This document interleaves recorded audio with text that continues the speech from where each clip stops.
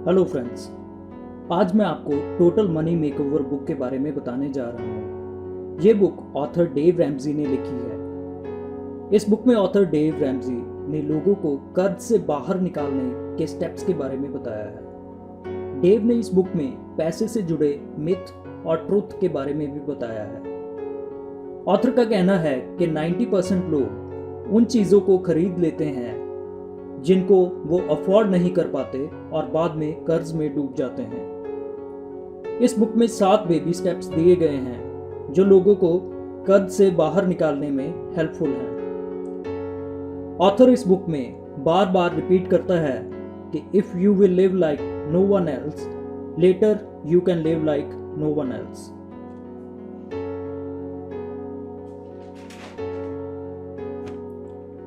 Baby step 1।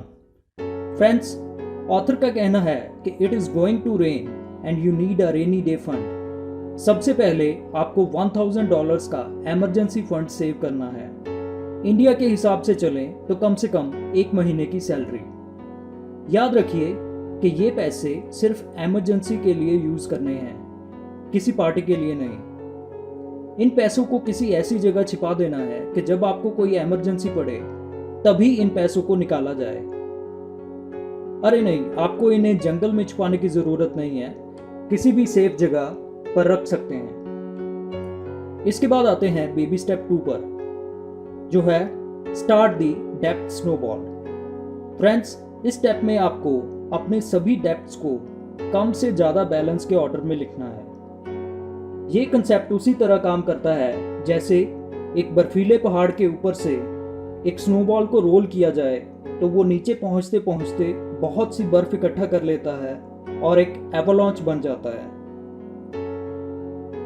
मान लीजिए कि आपके 3 लोन चल रहे हैं, किसी दोस्त का, बाइक का और कार का। तो सबसे पहले आप सबसे कम बैलेंस वाला लोन ऊपर लिखेंगे और ज्यादा बैलेंस वाला लोन उसके नीचे।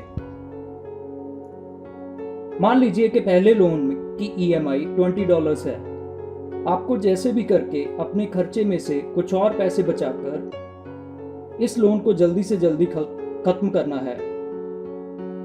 जैसे ही ये लोन खत्म हो, इन $30 को आपको अगले लोन EMI में जोड़ देना है और इसके खत्म होने के बाद इस लोन EMI के $130 को अगले लोन EMI में जोड़ देना है, जिससे कि आप जल्दी से जल्दी इन लोन्स को खत्म कर पाएंगे।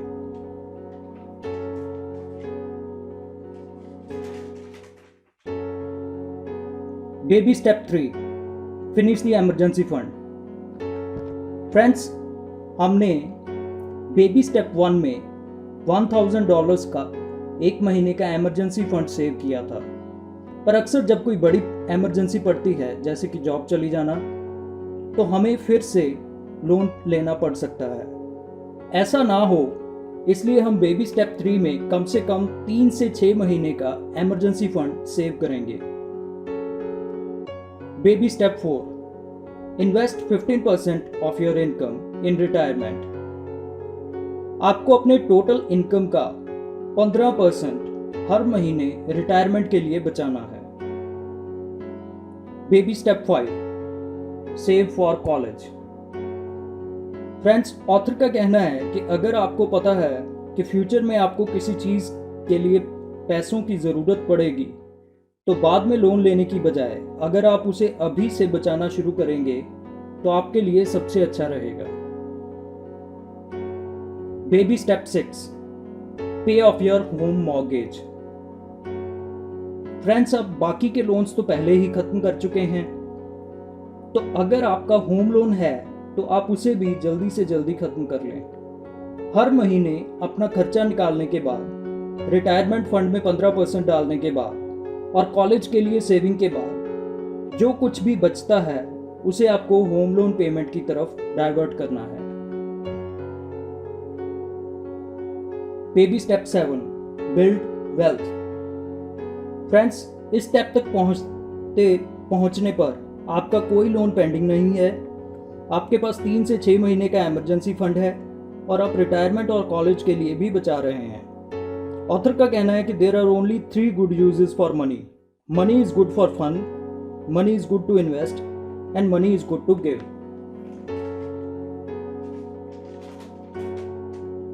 तो फ्रेंड्स, इस स्टेप पर पहुंचने के बाद आप भी पैसे को एंजॉय कीजिए, उसको इन्वेस्ट कीजिए और ज़रूरतमंदों की हेल्प कीजिए। फ्रेंड्स, अगर आप बेबी स्टेप्स 3 से 7 तक और डिटेल में पढ़ने के लिए इंटरेस्टेड हैं तो आप डिस्क्रिप्शन में दिए लिंक से बुक को खरीद सकते हैं। ऐसे और वीडियोस को देखने के लिए हमारे चैनल को सब्सक्राइब करें, बेल बटन दबाएं और इस वीडियो को लाइक और शेयर जरूर करें। इस वीडियो को देखने के लिए आपका धन्यवाद।